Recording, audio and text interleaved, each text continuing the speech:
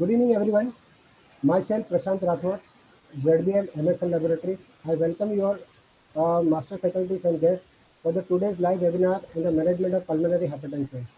So before we start, just like to give a brief information about the MSN Lab. Innovation resonates the sense of purpose in the evolution of existence of human life. The creative capacity of human mind has always been the source of inspiration. We believe every life matters and everyone deserves a quality medicine. Apart from the efficacy and affordability and accessibility, we want to be the first to touch and impact human life. We are MSN, the research for the better medicine. The quest for innovation drives us to serve better and better today and tomorrow. MSN, one of the Asia's largest integrated pharmaceutical API and formulations R&D center, meet the global Indian pharmaceutical with a global presence with a turnover of more than 600 million USD. Presence in 65 countries globally and 8 offices worldwide, including US and UK. 1100 workforce globally, won the trust of more than 4 crore people across 65 countries. An integrated state-of-art R&D center and 14 manufacturing facilities in India and USA, making Tricolor proud, research for the better medicine. Indian spirit making Tricolor proud. MSN is 250 plus product is in pipeline, 100 plus ANDs submitted in US, 600 plus patent globally, 715 the largest world largest DMF file in USA, 45 dossiers submitted in other major markets like Canada and Australia, and 17 products commercialized in US. In the journey of MSN has launched 17 first in world generics. In 2013, we have come up with the Prasugrel, Febuxostat, Tapentadol, Tolvaptan. 2015, we have launched Bosentan, Dexlansoprazole, Roflumilast, Vilazodone. In 2016, we have come up with Lurasidone. 2017, we have come up with Ambrisentan, Amlodipine, Sildosil, Azilsartan, Mirabegron, Nasipentan, and Leosigad. In 2020, we have launched Pintine, and now in 2021, we have launched one of the most affordable Tofasidenib, Tofadose, and epilepsy management, Brivanex, and for managing the cardiac and diabetic patients, we have launched the world most branded Dapagliflozin, Dapavan. In pH innovations, in 2009, we have come up with non-selective ERA, that is Dosantan. 2012, we have launched endothelin receptor antagonist selective, that is Pulmonex. PDE5 inhibitor Tedovas. In 2013, we have come up with PDE5 inhibitor, that is Sildenafil PH20. 2017, we have come up with a combination therapy, that is endothelin receptor antagonist and PDE5 inhibitor Pulmonex kit. And 2018, dual selective ERA, Lasipentan, and SGC inhibitor stimulator, that is Riociguat, for the treatment of CTPH and PH. So partner in practice, MSN expertise of research to innovate brought the first time in India launches to support super specialty in bringing down the Indian patient suffering. Who to better stand by you? A company with a global research, global manufacturing, and global quality. A company which has acquired a trust globally. We at MSN on the journey to serve better and better. To partner in creating awareness in the management of pulmonary arterial hypertension, approach for emerging treatment options that to increase the patient's life expectancy and quality of life. To start with the sessions, I'd just like to give introductions about our moderator, renowned cardiologist, Dr. Sadanand Shetty. Dr. Sadanand Shetty is the director in Department of Cardiology, Somaiya Super Specialty Institute of Mumbai. Dr. Shetty is a CMD and founder of Sadanand Healthy Living Center Limited, Mumbai. He has pursued a fellowship in various councils, that is American College of Cardiology, European Society of Cardiology. He is the founder of CVD India, PCA International, and Sadanand G2S2 Foundation. He was the editor in a various books, that is in chief of Cleveland Hall of Fame biography, the patients and educations, and clinical cases in cardiology book 2020. He was an eminent professor in Dr. D.Y. Patil University School of Medicine, Mumbai, and presently Dr. Shetty is the president of CSI 2020-22. So I hand over the sessions to our eminent moderator, Dr. Shetty. Thank you, Prashant. And at the outset, let me thank MSN for organizing this very important webinar. And today we have two distinguished orators for today's talk. We have a very good friend of mine, Dr. B.C. Kalmas, one of our highly accomplished intervention cardiologists, known almost nationally, internationally, and Dr. Preeti Meshram heading the Department of Pulmonary Medicine in JJ Hospital. Let me have first slide. Dr. Kalmat is there. Yeah. Dr. Kalmat should just give me the Kalmat's slide. Yeah. It is there or not there? Yeah. Can you make it full? Yeah. Yes, sir. Can you make it full? As I mentioned, Dr. B.C. Kalmat is very dear friend of ours. He's a true friend, guide, and philosopher in our cardiology circle, in not only known nationally but also known internationally. He's in the teaching forum. He's the associate professor of cardiology, Bombay Hospital Institute of Medical Science. He was the joint organizing secretary in the second Congress of Interventional Cardiology in 2005. He holds a gold medal in DM cardiology from University of Mumbai. He holds life membership all the various councils, CSI, API, Indian College of Intervention Cardiology, IMA, etc. Published various, in various national and international publications. And actually received the Pinto Gold Medal in DM exam from Mumbai University in 1998. Faculty in all national, international, no conference, intervention conferences without Kalmar's participation. And he has attended as a co-investigator for E5 registry of Endeavour and for Medtronic and Olympia registry of Taxis Liberty and for Boston Scientific. And moreover, he's a very good human being and to tell you, highly accomplished intervention. Almost he can be compared to any international expert. Welcome, Kalmat, on behalf of MSN. And next slide, can you show me how Preeti Meshram? Of course, Dr. Preeti Meshram is an associate professor and head of the pulmonary medicine in JJ Hospital. And she's heading the pulmonary department there. And she's pursued fellowship in lung transplant program from Toronto, Canada. Her area of interest in airway disorders, tuberculosis, lung transplant. She published 18 peer-reviewed articles and case reports during her course of education, and she published various national and international publications. With this introduction of our speakers, I would request both the speakers to, you can stop sharing actually. And I would request both the speakers, you can put up that share screen in here. So with this introduction, I would now request the speakers to start their talk, and my request would be to stick to their talk time so that hopefully in 1 hour we should be able to complete our session. The speaker first will be Dr. B.C. Kalmat, followed by Dr. Preeti, and we will have a question at the end of both the talk.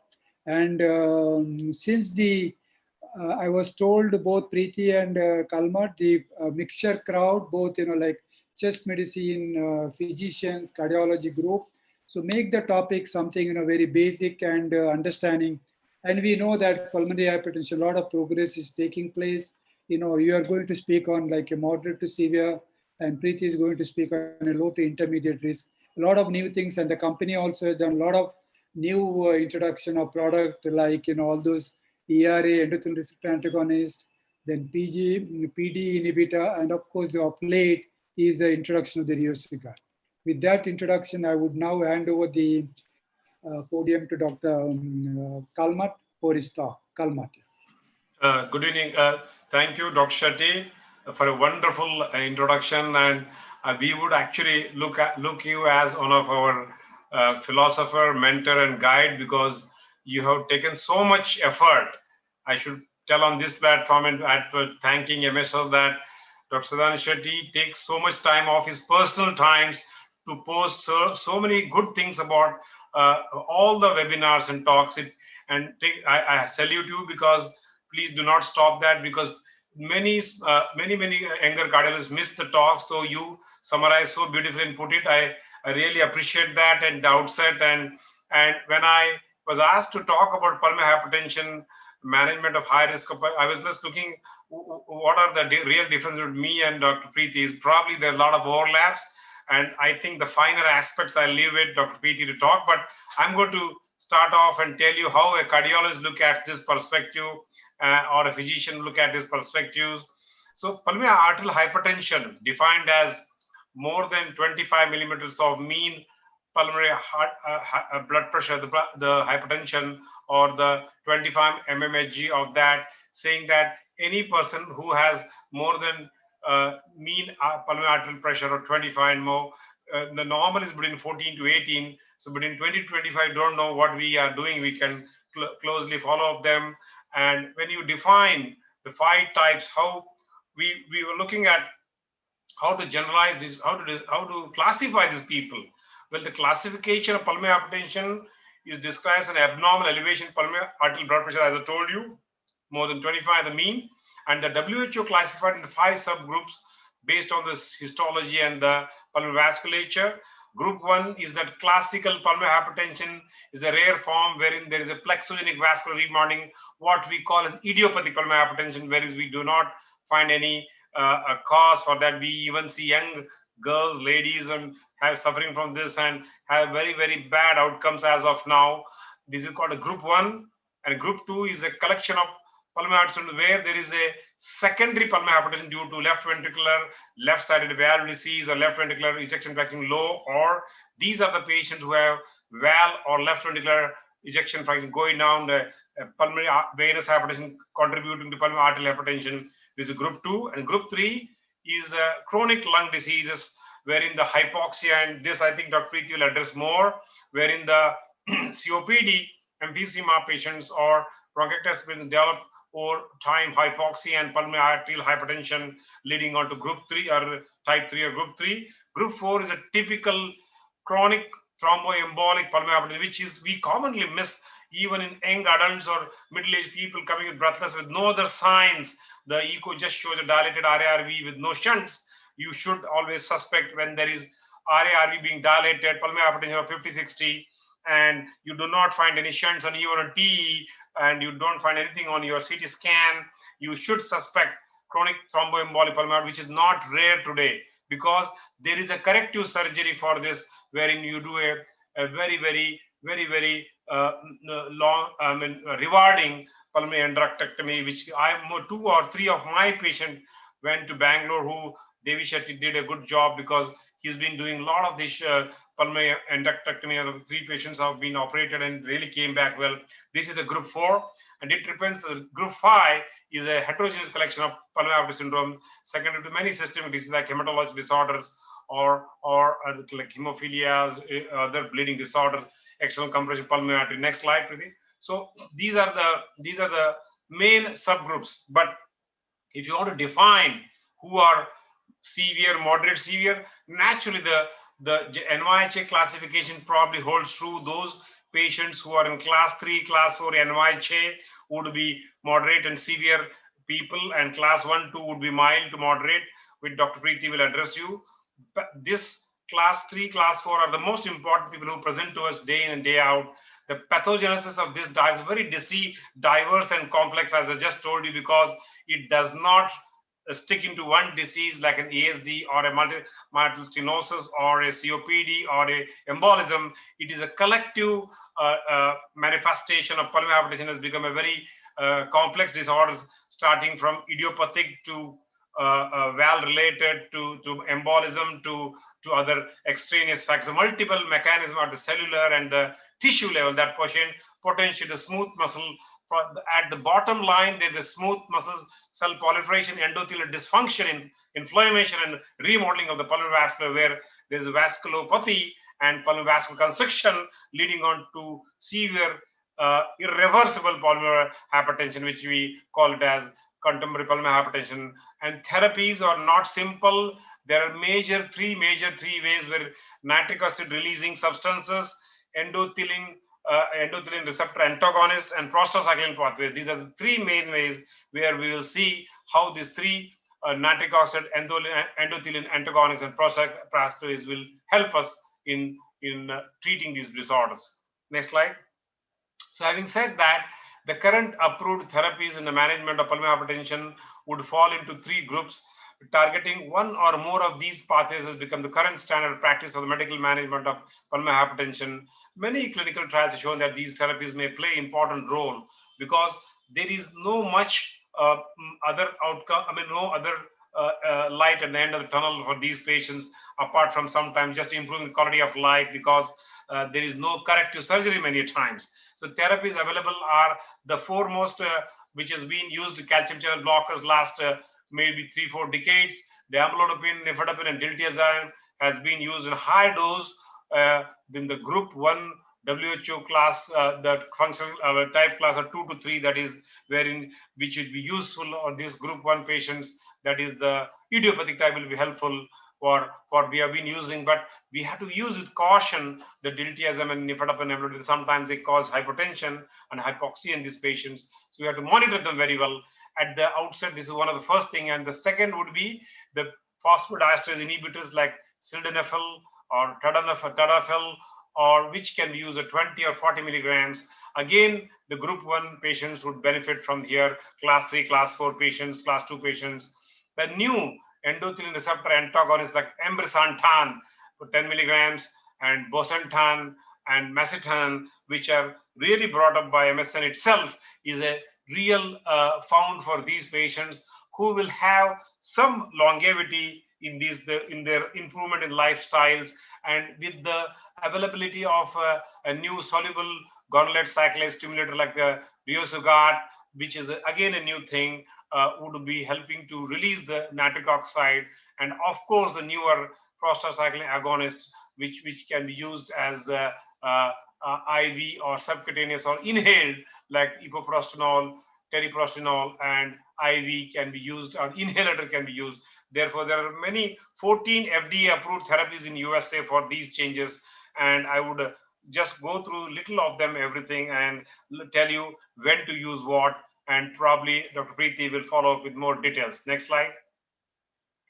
So at the outset, we have seen that there are many guidelines of European Society of Cardiology, European Respiratory Society, the CHEST World Symposium on Pulmonary Hypertension itself, the symposium on pulmonary hypertension, because such a difficult and varied disease, an accurate assessment of pulmonary, all the risks has to be completed to look at whether there is a valve disease, whether there is any treatable cause, whether there's shunts. Many times people with sinus venosus ASD present as pulmonary hypertension because the sinus venous ASDs are not picked up easily on transthoracic echoes.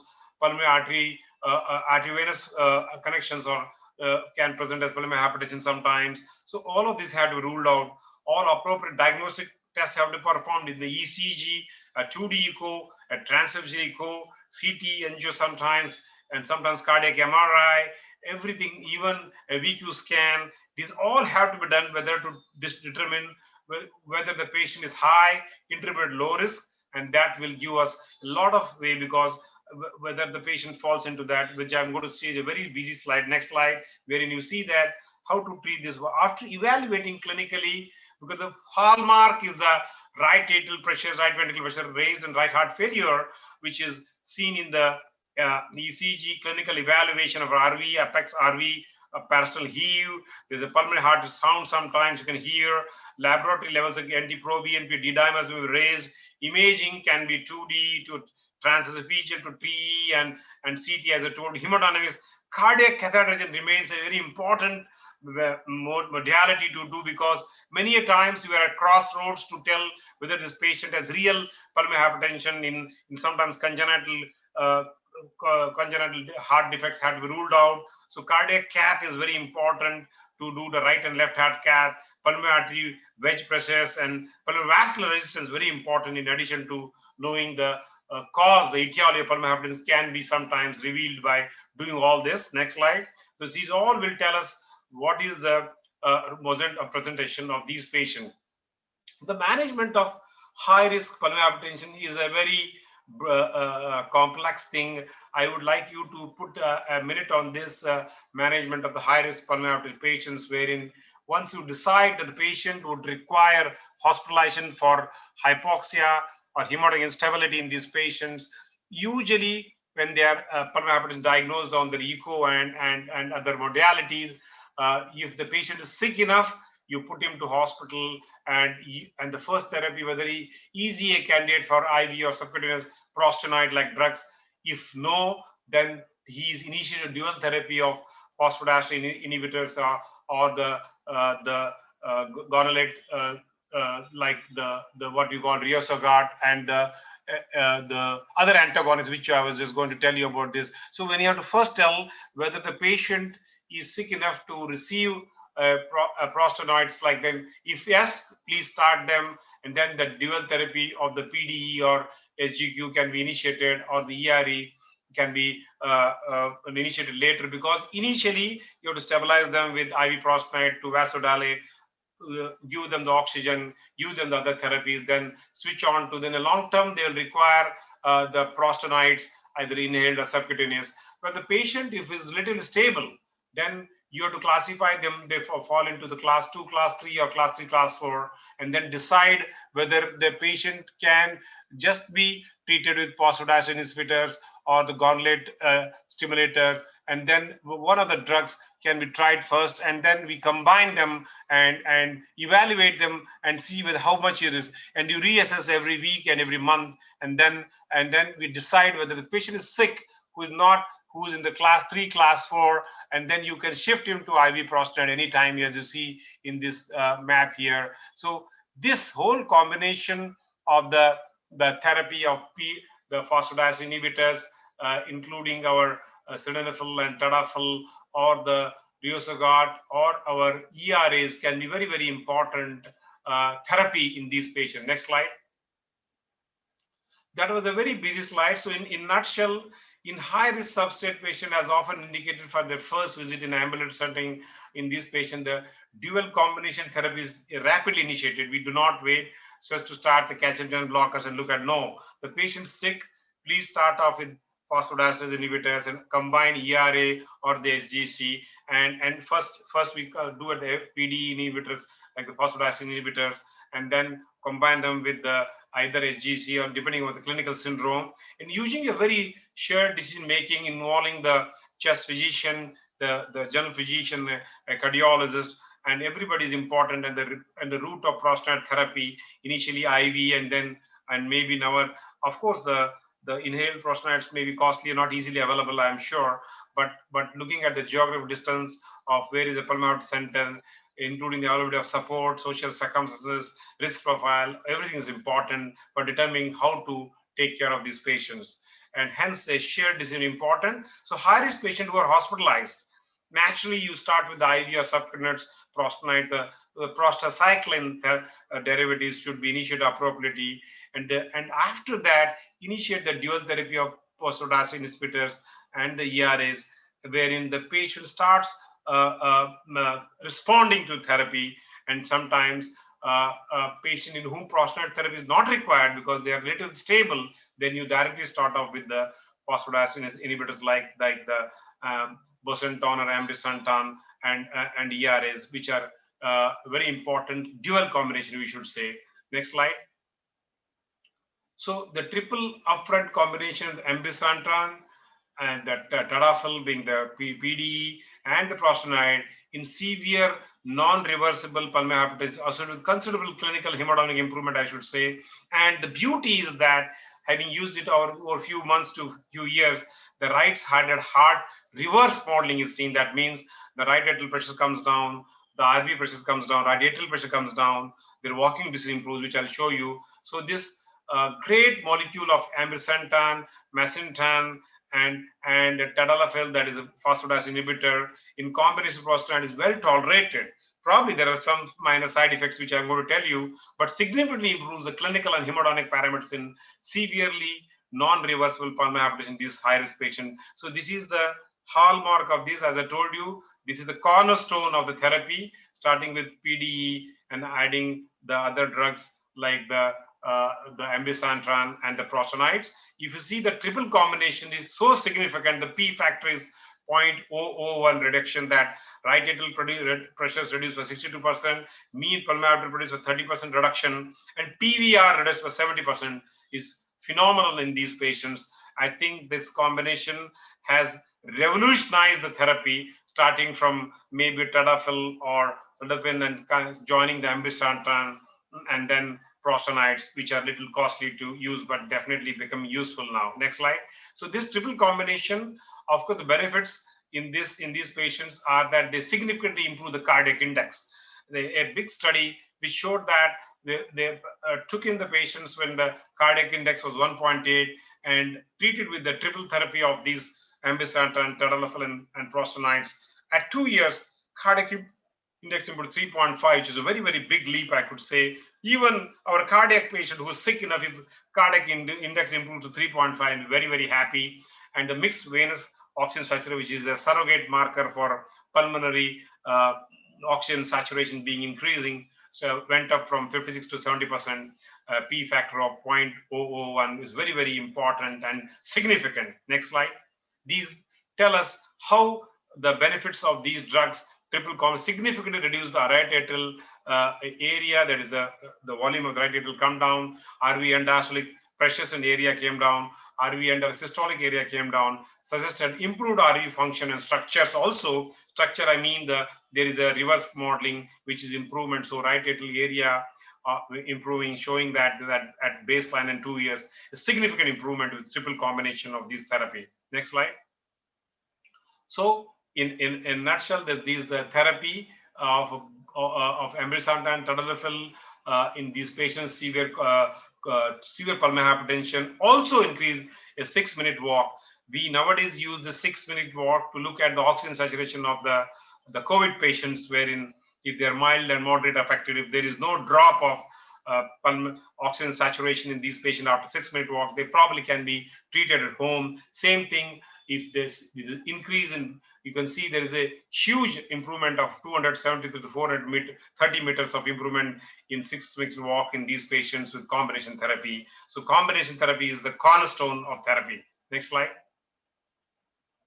So safety profile, I think Dr. Preeti will take up that, but I would say a mild, moderate peripheral edema is seen in these patients, and nasal congestion can be seen, and about 14% of flushing. So during major hepatorenal effects were very, very few. However, the smaller effects like peripheral edema, nasal congestion, and flushing can be seen. Next slide. Either due to bosentan or tadalafil or this. Summary, my dear friend, the management of pulmonary hypertension is increasingly complex, and specialized centers are best suited to provide the comprehensive care management required.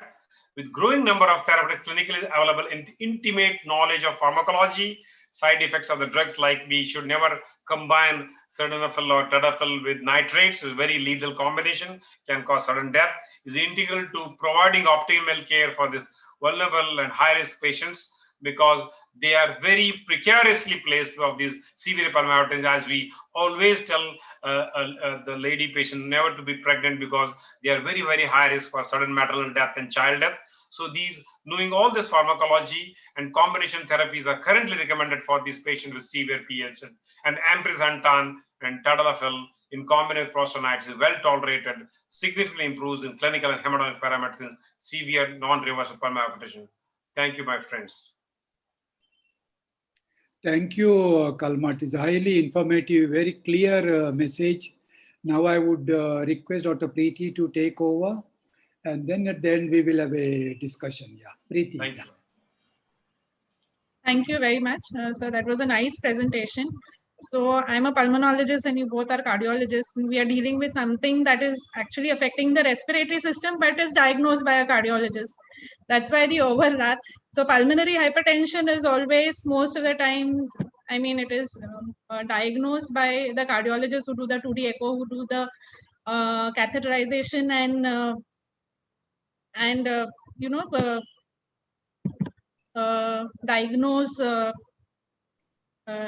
pulmonary hypertension. So sir spoke about management of high-risk pulmonary hypertension. I am going to talk about management of low and intermediate risk pulmonary hypertension. A lot of our slides are overlapping. So the initial slides especially are very common. As we all know that even though the WHO has classified pulmonary hypertension into 5 groups, the available therapy is only for the first group. and to some extent for group 4, that is chronic thromboembolic pulmonary hypertension. Sir has very nicely defined what pulmonary hypertension is, and then we have a very nice WHO classification of pulmonary hypertension.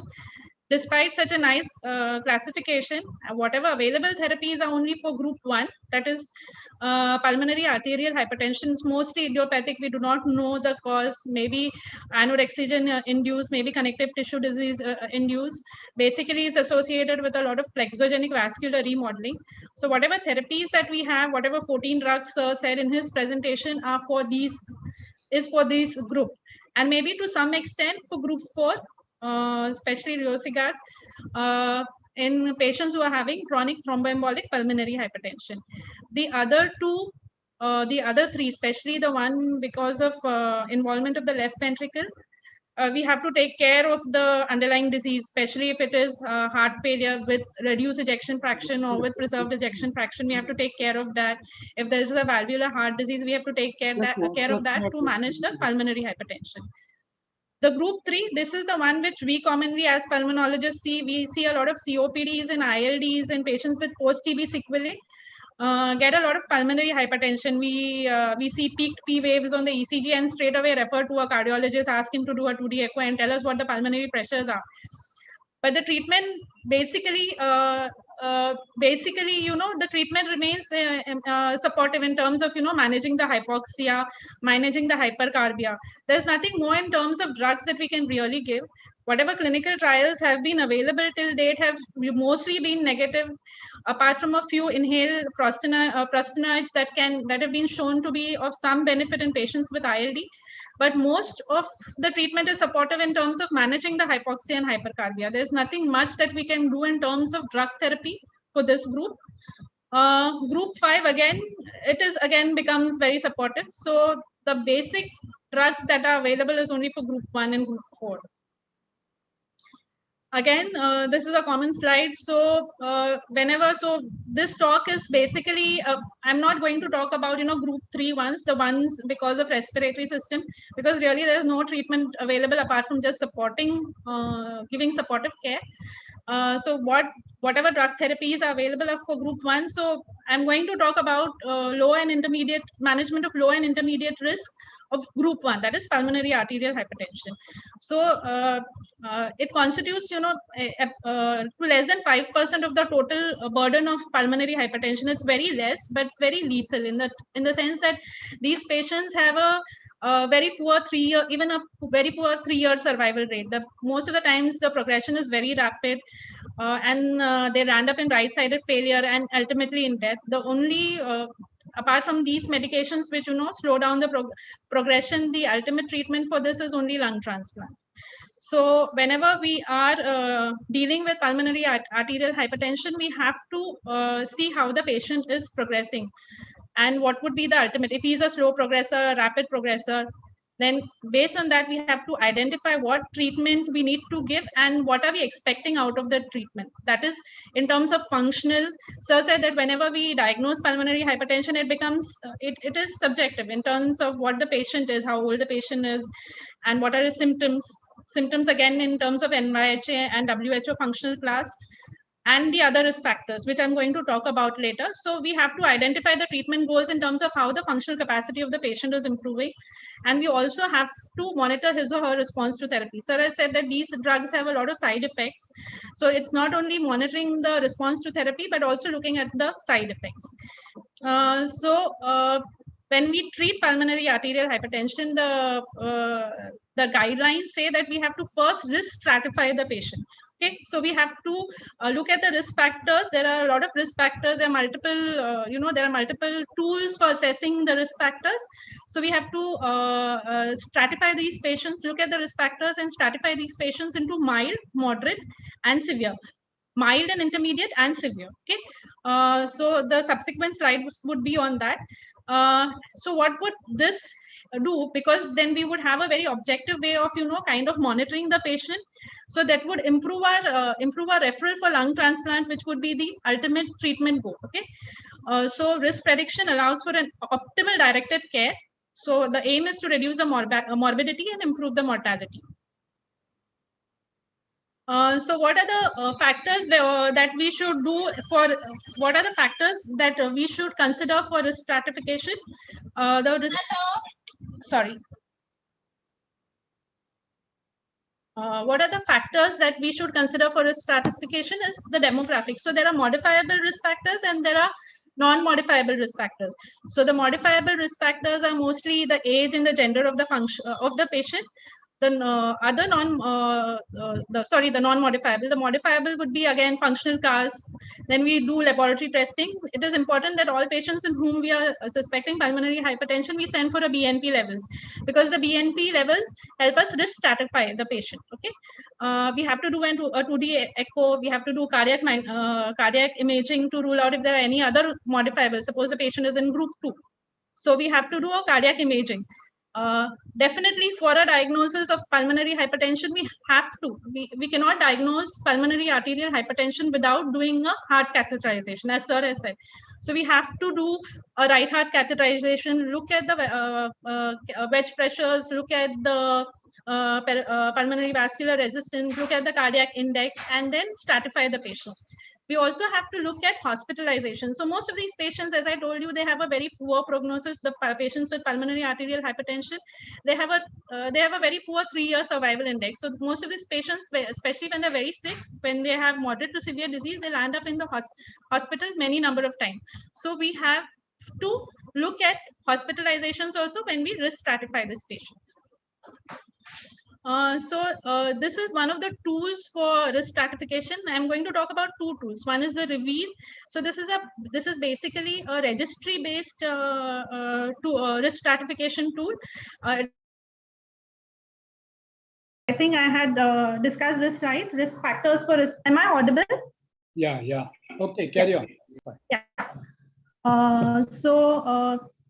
This is one of the tools for risk stratification, that is Reveal. It is based upon the patient suffering from pulmonary arterial hypertension in US. It's a US registry-based risk stratification score. So it includes both modifiable and non-modifiable risk factors. So the non-modifiable risk factors are the patient's age and gender and other associated comorbidities. Okay, so according to the presence or absence of these, the patients are given scores. So this is the first one, and this is purely for the first group of pulmonary hypertension. So group 1, PAH, if there are any associated connective tissue diseases or portopulmonary hypertension, then the patients are given a risk score of 1 and 2. If there is a family history of pulmonary arterial hypertension, then the patients are given a risk score of +2. If the patient is a male more than 60 years old, then there is again a risk score of +2. The patient is given a risk score of +2. If there is renal insufficiency, then the patient is given a risk score of +1.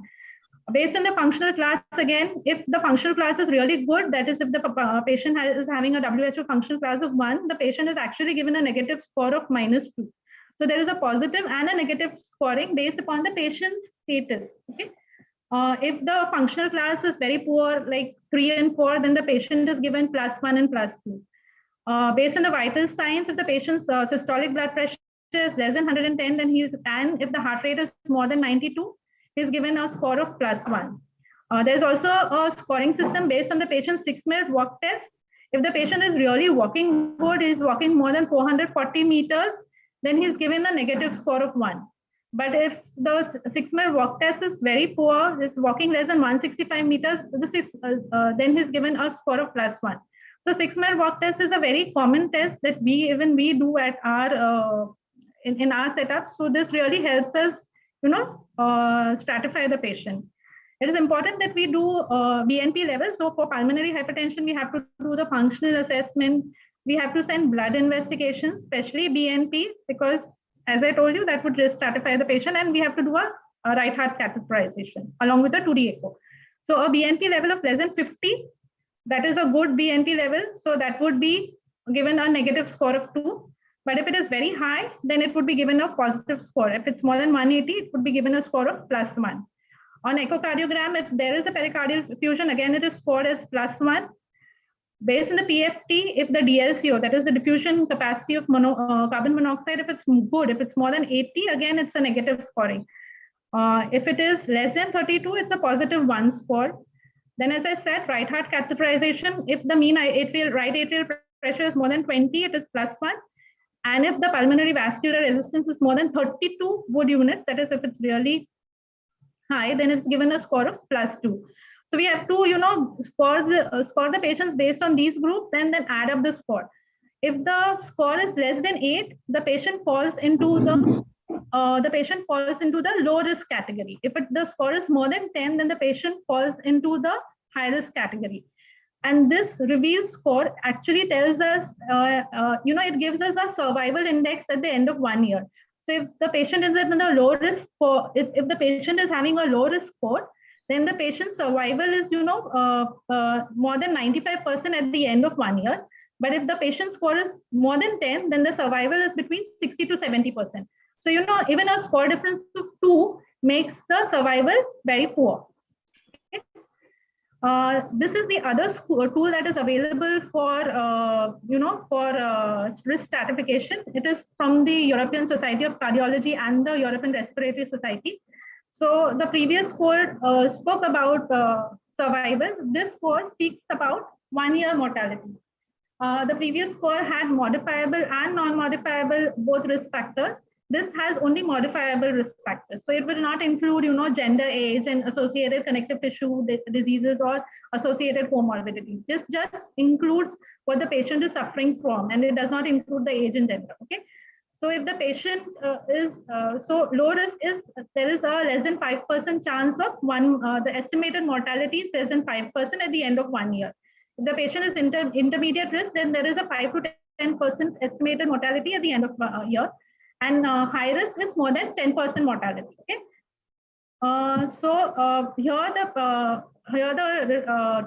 The factors that I looked at are clinical signs of right heart failure. If they are present, then the patient straight away goes into the high risk category. If the progression of symptoms are slow, then the patient is in the intermediate risk. If they are rapid, again, the patient is stratified as high risk. If there is syncope, if there is no syncope at all, then the patient is low risk. But if there is syncope occasionally, the patient is stratified as intermediate risk. If there are multiple episodes of syncope, then they are stratified as high risk. Again, the WHO functional class 1 and 2 is low risk, 3 is intermediate risk, and 4 is high risk. 6-minute walk test, very similar to the REVEAL tool. If it's more than 440, again, it is a low risk. If it is less than 165, that's a very poor 6-minute walk distance, then he becomes high risk. Anything in between is intermediate risk. There is another element that is added as compared to the REVEAL, that is the cardiopulmonary exercise testing, where we look at the peak VO2 and the minute ventilation carbon dioxide production slope. So if the peak VO2 is more than 15 ml per minute per kilogram, then he is low risk. If it's between 11 to 15, then intermediate risk, and less than 11 is high risk. At the slope, also looking at the slope, if the slope is less than 36, it's low risk. If the slope is more than 45, then high risk. Anything in between is intermediate risk.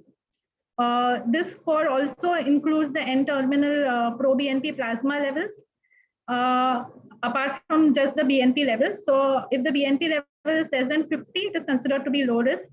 Anything above 300 is considered to be high risk. The N-terminal pro-BNP levels, anything less than 300 is low risk, and anything more than 1,400 is high risk. So this also includes 2D echo and hemodynamic parameters. If the 2D echo, if the right atrial area is less than 18 centimeters square, that is, if the right atrium is not dilated, then the patient becomes low risk. But if the right atrial area is increased, if it's more than 26 centimeters square, he becomes high risk. If there is pericardial effusion, then the patient is high risk. If there is no pericardial effusion, then the patient is low risk. Again, hemodynamic parameters, right atrial pressure, less than 8, cardiac index of more than 2.5, and a mixed venous oxygen saturation of more than 65%. If the patient has all of these on the right heart catheterization, then the patient is considered to be low risk.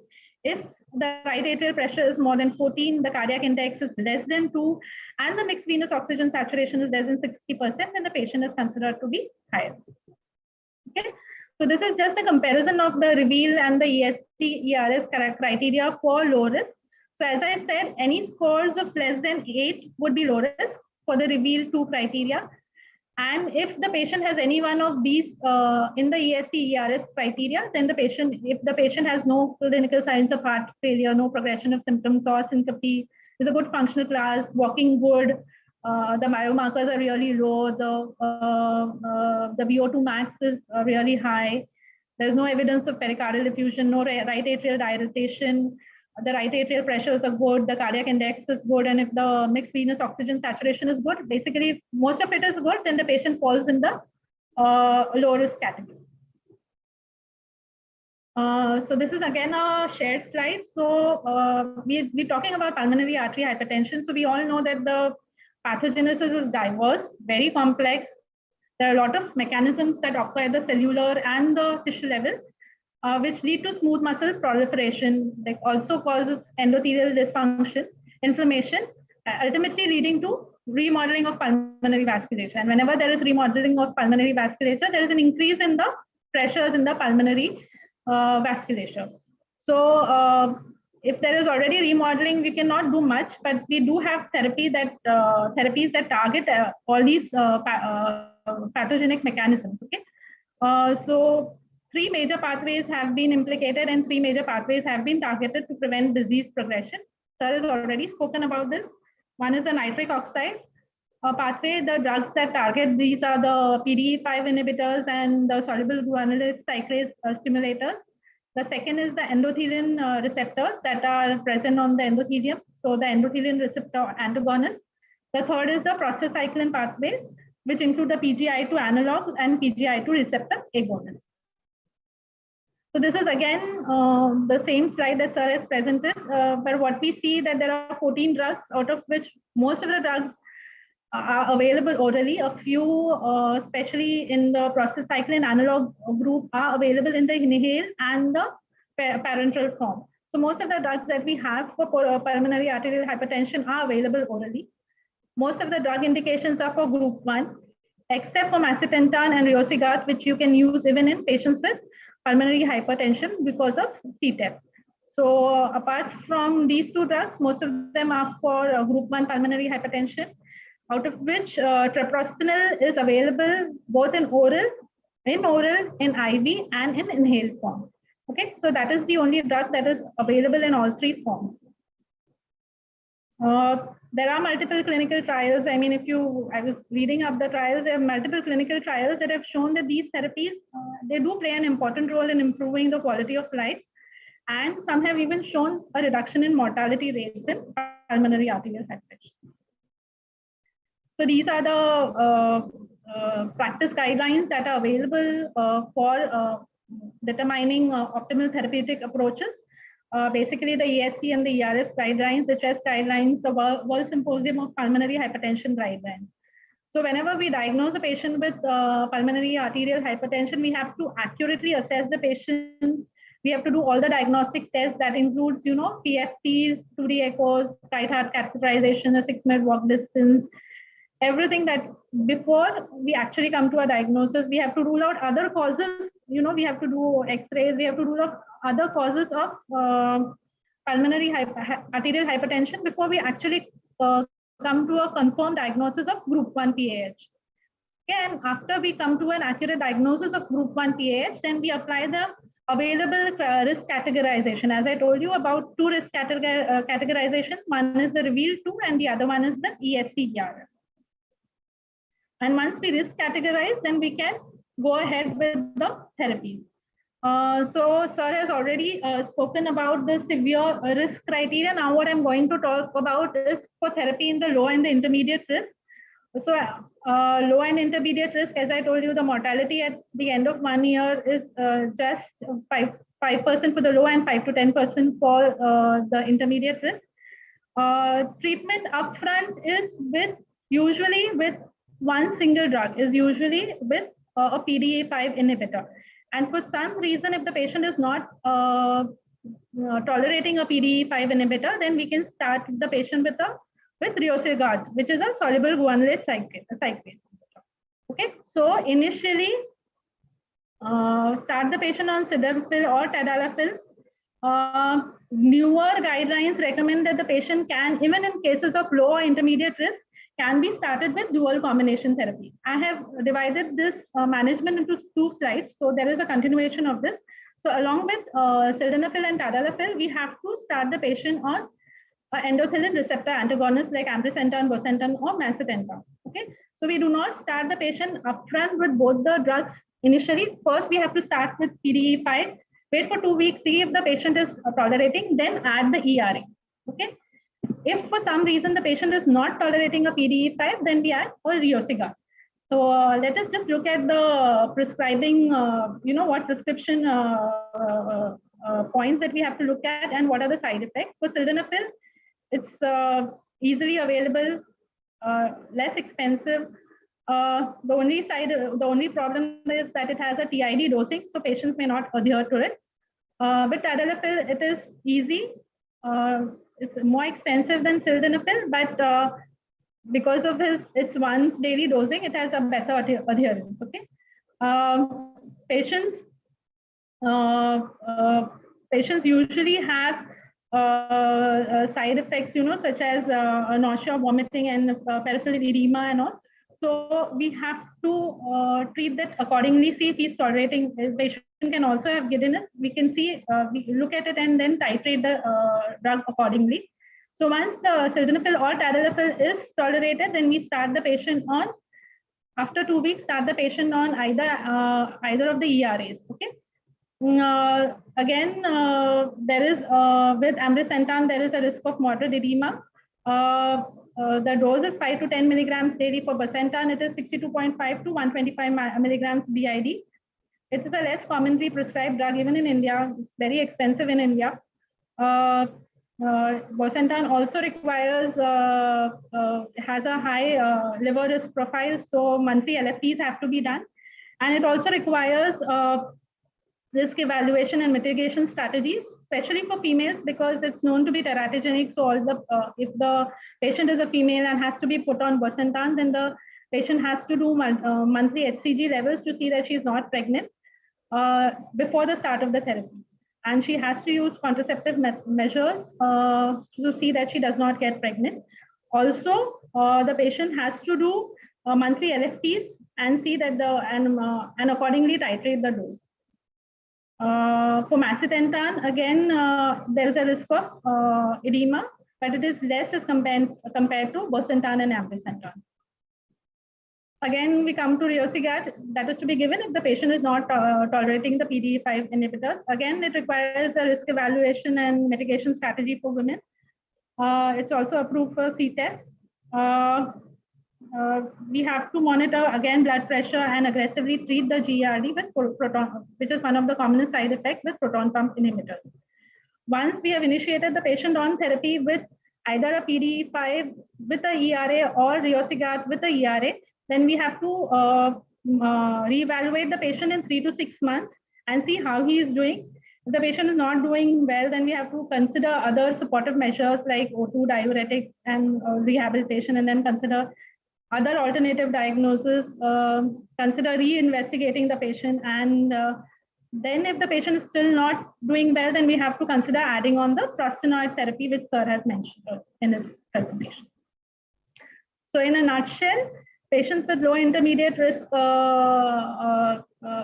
patients with low intermediate risk in patients with pulmonary arterial hypertension, the therapy that is to be initiated is PDE5, is dual therapy with PDE5 and endothelin receptor antagonists. We have to not give this therapy together upfront, but we have to separate this therapy by a few days or usually by 2 weeks. If the patient is not tolerating PDE5, then the patient is initiated on Riociguat. So this combination, why combination therapy? This is a recent guideline because treatment-naive patients who have been given a combination of a ERA and a PDE5 inhibitor have shown significant improvements in cardiopulmonary hemodynamics, functional parameters, the NT-proBNP levels, and there has been a significant downgrading of the risk profile of the patient. So these are the findings of the Optima study, which showed the benefits of macitentan and tadalafil in treatment-naive patients. The study showed that there was a 47% reduction in hemodynamic parameters. There was a 68%, there's a significant reduction in the NT-proBNP values. There's a 38.5 meter improvement in the 6-mile walk distance, so the functional capacity is improved. There was overall 63% improvement in the functional capacity of the patients. The same study also showed that, in terms of the safety profile, showed that 93.5% of the patients had at least one adverse event. 6.5% of the patients in the study discontinued the drugs due to an adverse event, and 28.3% reported serious adverse events. So that's significant. The most common and frequent adverse events noted in the study were peripheral edema, headache, diarrhea, dyspnea, anemia, and asthenia. This is the other study, which is RESPITE, which studied the clinical efficacy of riociguat in low and intermediate risk patients. It is used, as I've told you earlier, that it is used in patients with PAH who have an insufficient clinical response to PDE5 in monotherapy. Also, in combination therapy, if the PDE5 is not tolerated, then we can replace it with riociguat. It is associated with significant improvement in the 6-minute walk distance, the NT-proBNP levels, and the hemodynamic parameters. The RESPITE study has shown that there's a 22% reduction in the NT-proBNP values. There's a 31-meter improvement in the 6-minute walk distance, and there's a 52% improvement in the WHO functional class of the patient. It also showed an improvement in the hemodynamic parameters, especially an improvement in, especially a reduction in the pulmonary vascular resistance, a reduction in the mean pulmonary arterial pressures. There was a decrease in the right atrial pressure. There was an improvement in the cardiac index, and there was an increase in the mixed venous oxygen saturation. The safety profile of patients included in this study showed that 10% of the patients experienced defined and educated in events of clinical worsening. So there was so after introduction of riociguat, there were 10% of patients who actually experienced clinical worsening. 95% of the patients experienced an adverse event, and 7% of the patients discontinued the study because of an adverse event. Most common adverse events were nasopharyngitis and peripheral edema. Okay, so the treatment of mild and intermediate risk pulmonary arterial hypertension is basically only amongst 3 groups. Basically, the PDE5 inhibitors. If they are not tolerating, then it is to be replaced with riociguat, along with the endothelin receptor antagonist. Okay, so these are the only 3 groups of drugs that we would be using when we are treating patients with mild risk. Okay, so we have to always, whenever we are managing patients, we have to always assess the risk so that we can risk stratify the patient and then treat accordingly. As per evidence-based management, the various risk calculators that we have is the REVEAL and the ESC ERS, risk tools. The guidelines now recommend upfront combination therapy even in patients with low intermediate risk PAH. Initial macitentan and tadalafil combination therapy in treatment-naive patients, this is the Optima trial, demonstrated significant improvements. And riociguat as a drug is well tolerated and may be an effective treatment strategy in patients who do not have a good clinical response to PDE5 or who do not tolerate PDE5. Thank you.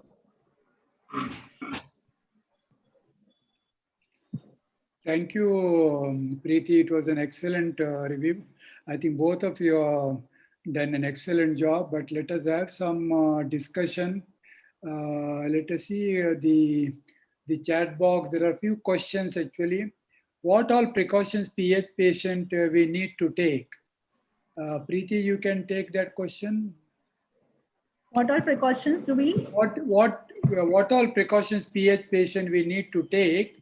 Maybe like as Kalmat mentioned, pregnancy should be avoided because of all those issues, and maybe this strenuous exercise, syncope and things like that.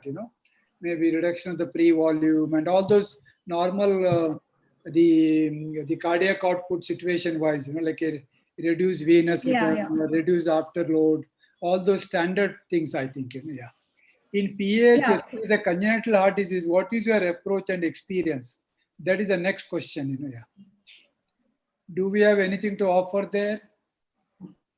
Actually, yeah, Dr. Sharisa, even I was going to ask Dr. Preeti, we Ah. have nothing to fall upon in Eisenmenger syndromes, and we keep on using either tadalafil or sildenafil. Sometimes, even the bosentan, or sometimes we are forced to use that. There's no real data, Dr. Preeti, on the class 2 or WHO class 2 type of pulmonary hypertension patients to use sildenafil or even the bosentan type of groups of drugs. Yeah, so it's true even with the class 3. Even for us, we have a lot of patients who have a lot of bad COPDs, bad ILDs, bad post-TB patients who have really high pulmonary pressures.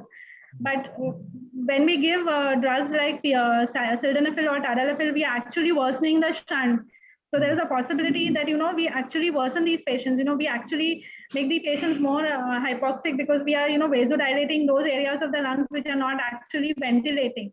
So we actually end up worsening this patient. So maybe in patients with COPD, there has been some benefit with inhaled prostacyclins because they also have some smooth muscle dilator action. So maybe that can be helpful, but otherwise overall, I think we end up actually worsening the patients if we give any of these therapies, especially in group 3, which we come across.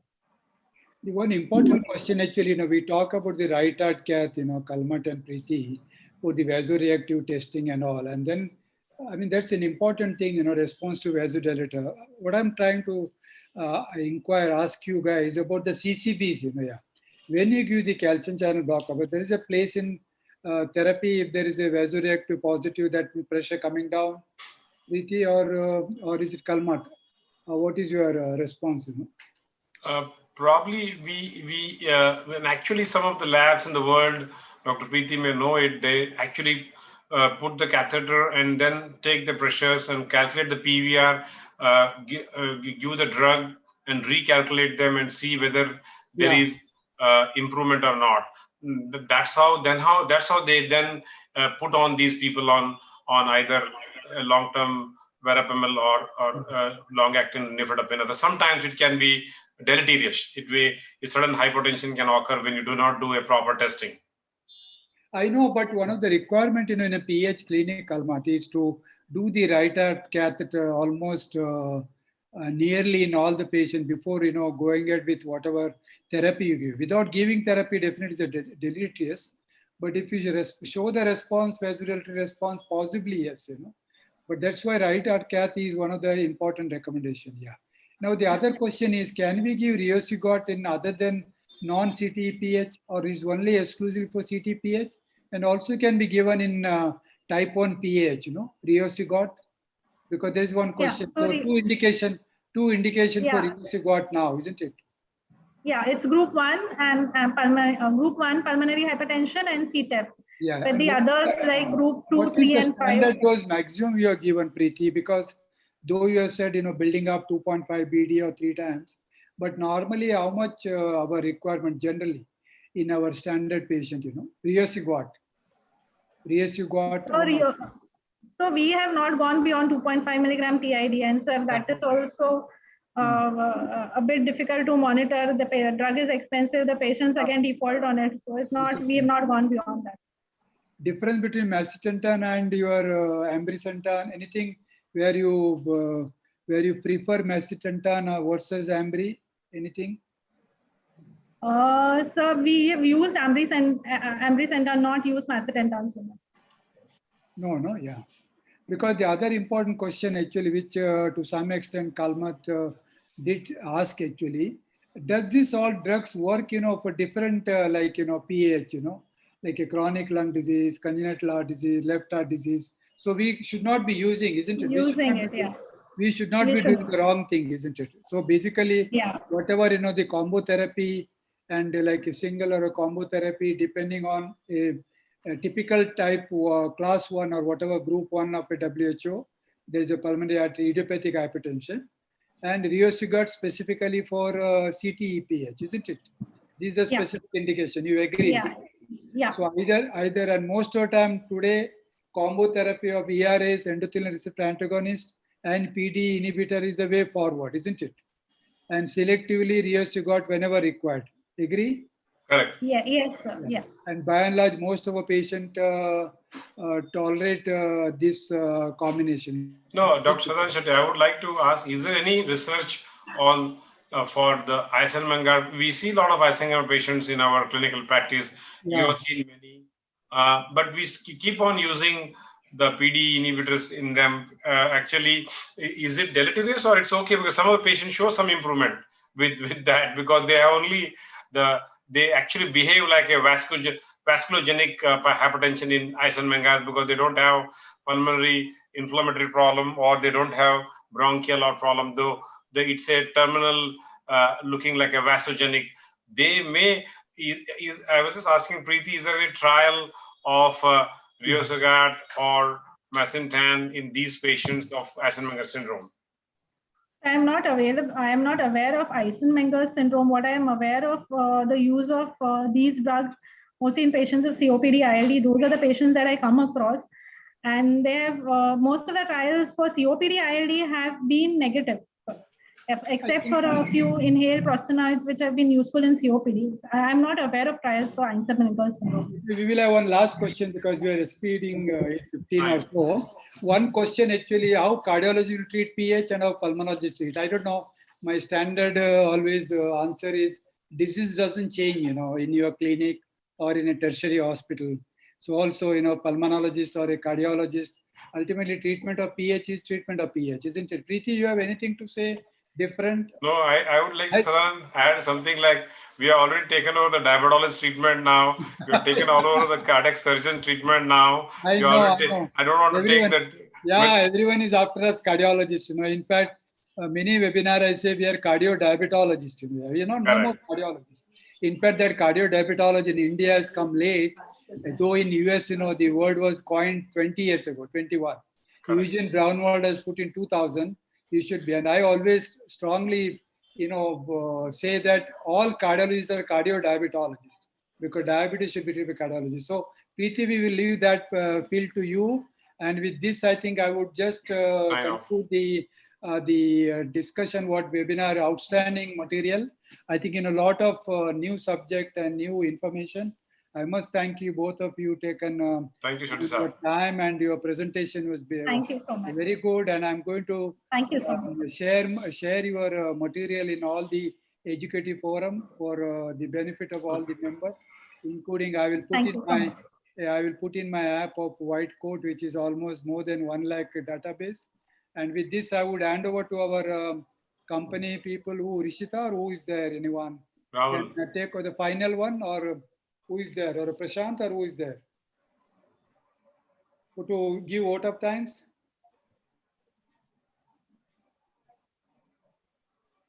Anyone there? Yeah.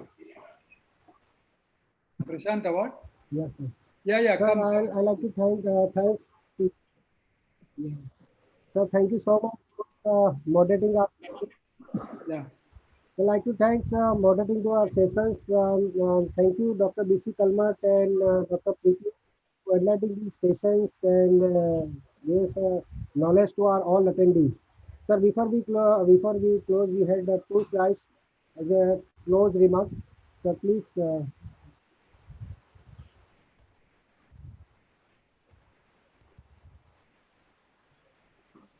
Visible? No, just your screen sharing comes, not at this slide. Yeah. Now that is Preeti's slide. Yeah.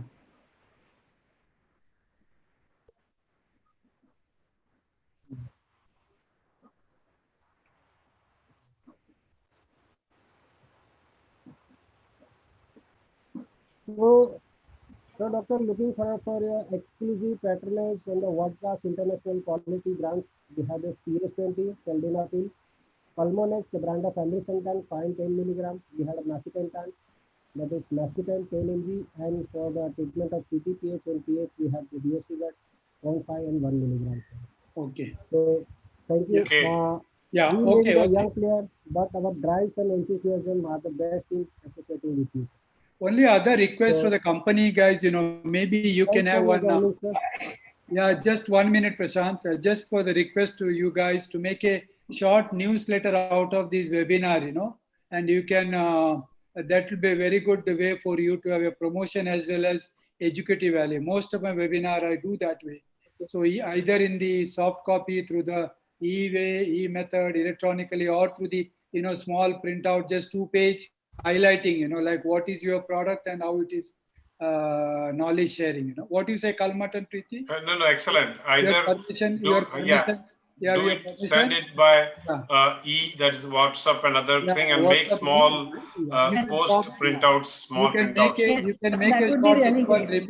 review, and you can show both to send to Kalmat and Preeti for final, the updating anything finer, and then you can make it.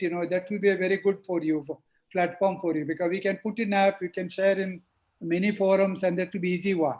You don't have to spend too much on that. Okay. Thank you. I think then we'll finish off. Okay. Bye. Bye, See you. Sudhi. Bye, Thank Preeti, you. new friend. Your new friend now. Thank you. Bye, Kalmat. Yeah, because this. Thank you. Yeah, okay, fine. Okay. Thank you so much. Thank you. Bye. Thank Thank you. Okay.